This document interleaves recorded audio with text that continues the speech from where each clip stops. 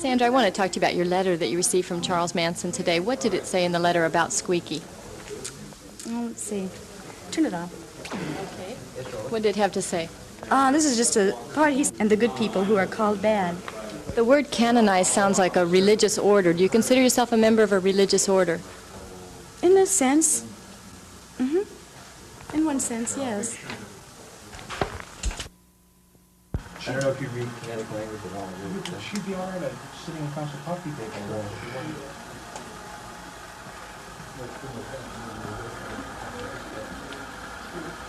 Light it. The chance we get to be on.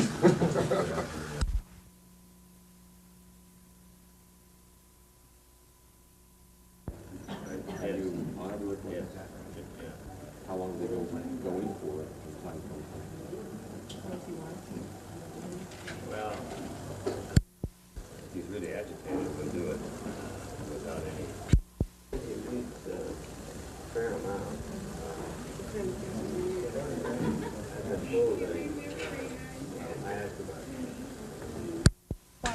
Annie here? Actually, he doesn't believe in that. He doesn't think anything's wrong with him, so he doesn't want any psychiatric help. What does he talk about these days when he talks? Let's see.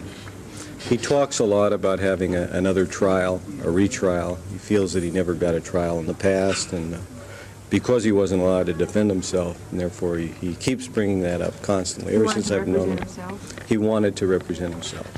What do you mean when you say he's much today like he was when he got here? Well, he doesn't show much remorse for the killings, you know. And he talks the same. He sounds the same. He's got the same attitude that he had when I first met him. Which is what kind of? How would you know?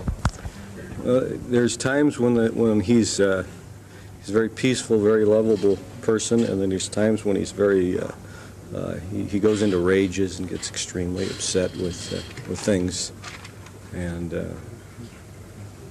that's how he is. If you didn't know what he was here for, if you met him, what would your... You know, he throws whatever he thinks you want to hear at you.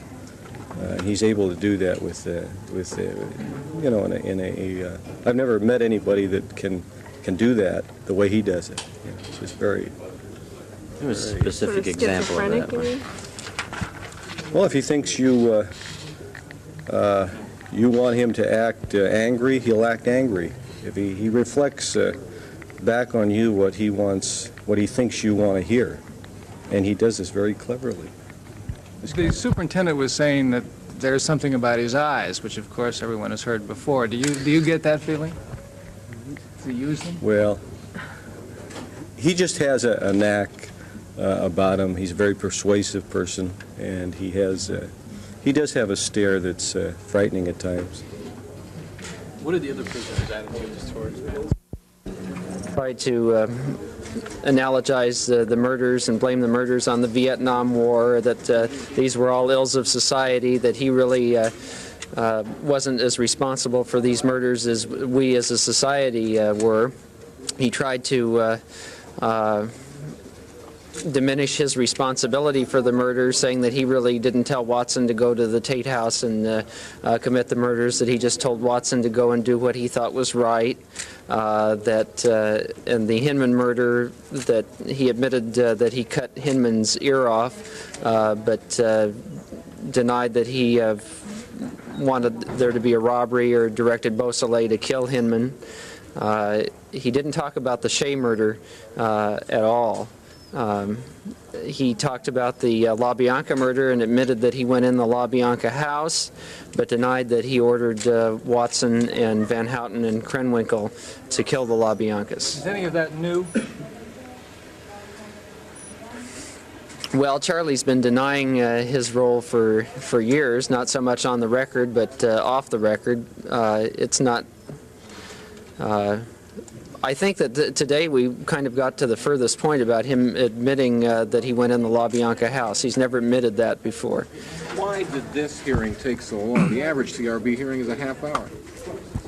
Well, I've attended, this is the fourth CRB hearing that I've attended. The Krenwinkel hearing Cut, Harry, was about 7 hours. The Atkins complicated case, and I think the board was very fair. They did let him say whatever he wanted to say, and he would interrupt at times when he shouldn't have interrupted, and they said, okay, that's fine, say what you want to say, and they handled him very properly, and they were very courteous to Sounds him. like they bent over backwards for him when they wouldn't for someone else. Well, in my dealings with them, they've been fair with all of the prisoners, and they The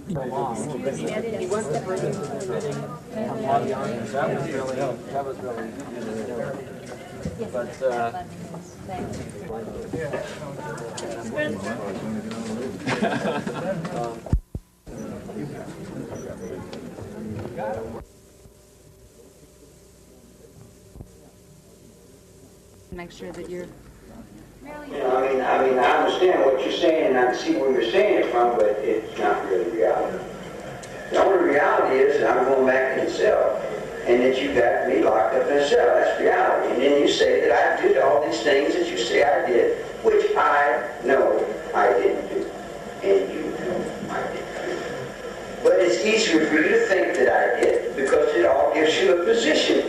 Because if I hadn't done all these things, then you guys would all be wrong. Certainly you're not going to be wrong. You guys be right. See, so we're all got. what about that other one Anybody about the need that again? desert? What about the thing about? The reality is that I'm going back in the cell, and that you got me locked up in a cell. That's reality. And then you say that I did all these things that you say I did, which I know I didn't do, and you know I didn't do. But it's easier for you to think that I did, because it all gives you a position. Because if I hadn't done all these things, then you guys would all be wrong, and certainly you're not going to be wrong. We appreciate that. Yeah, I think I'm well organized here, but this is at 13, so hold on. Well, I won't influence or unbrainwash people that you're already brainwashed. No, that's Or we'll put the guys that oppose me over here in this hole, and I'm on the horns of St. Limit. So what I'm thinking is, like, that's what I'm thinking. You know, you got two choices there. You got either lock me up in the desert so I won't influence your present society, and I won't influence the people that you're influencing, or I won't uninfluence or unbrainwash the people that you're already brainwashed. Or we'll put the guys that oppose me over here in this hole, and I'm ready to look at them. Okay, we also... Also, he has had 47 disciplinaries since his commitment to the institution, and 4 of these have been for assaults on staff, assaults on officers. As late as this year, he struck an officer in the mouth.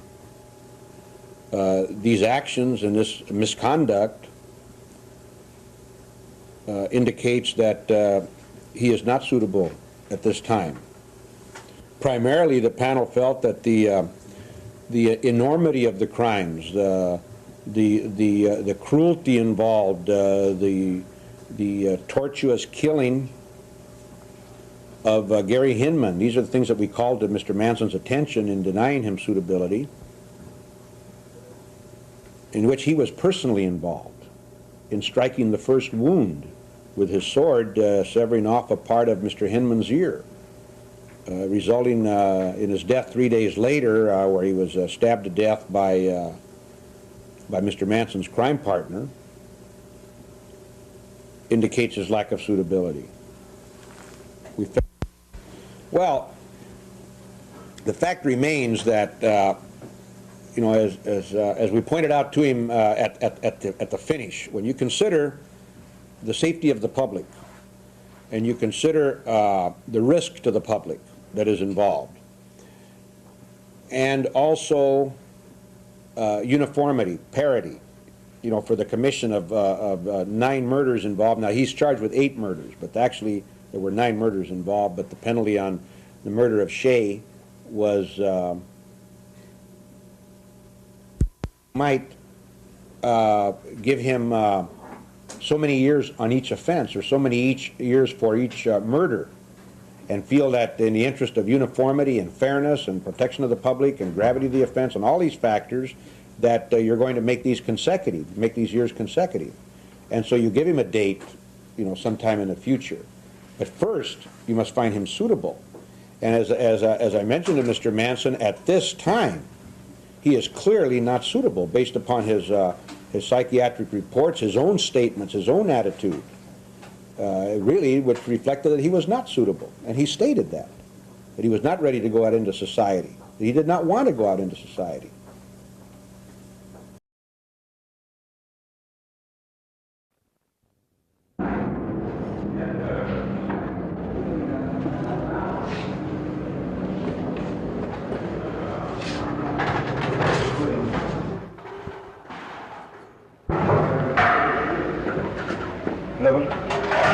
No, I'm going to pass. Nothing? No, I pass. Would you give that steak to Mike if he wants it? Next door? Yeah. Okay. Nothing? No.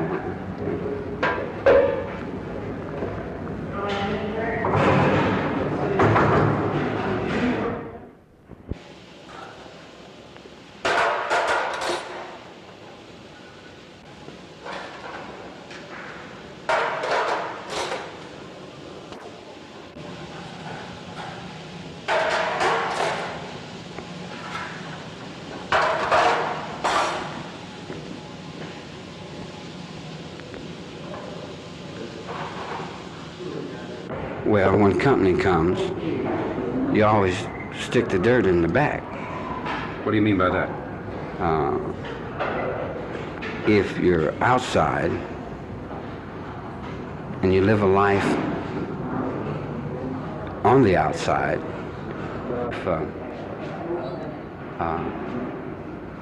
the mind that you live in, the thought that you live in, is a family. The head of your family is Nixon. He's your father. He's lost sight of his children. He doesn't see in the back. He doesn't see in the shadows. He doesn't see on the roadsides. He doesn't see in the back of the cells. He doesn't see in the yard in the penitentiary. You take the bottom of the world. He doesn't see the bottom. His eyes reach in the conscious mind, in the foreground, in the free world. The penitentiary is in the background, the think chambers. These are all think chambers. Do guys belong on a death row or a condemned row, if there is such a row? They belong in a place like this? If they've been convicted of murder and killing? Most of the people in here are just your reflections. They're your mistakes. So, as a collective society. Even though they have rebelled against that society? Well, they weren't born rebelling. They weren't born with the anger and frustration that they have. That had to be put on them by somebody. Somebody created them. It's as if your outside world programs people into education and knowledge. The inside unprograms people to wisdom and understanding.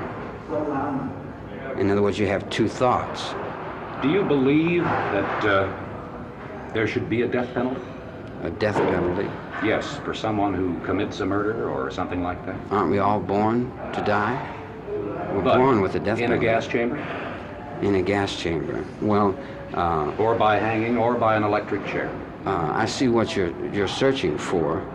Should there be a supreme penalty for committing a crime? What do you think? I'm the one who's asking you. Yeah, but if I don't give you the answer that you want... Doesn't matter to me. It doesn't matter. It's your opinion. Well, I don't have the authority to say anything like that. You have the authority to believe. I believe what I'm told to believe. Don't you?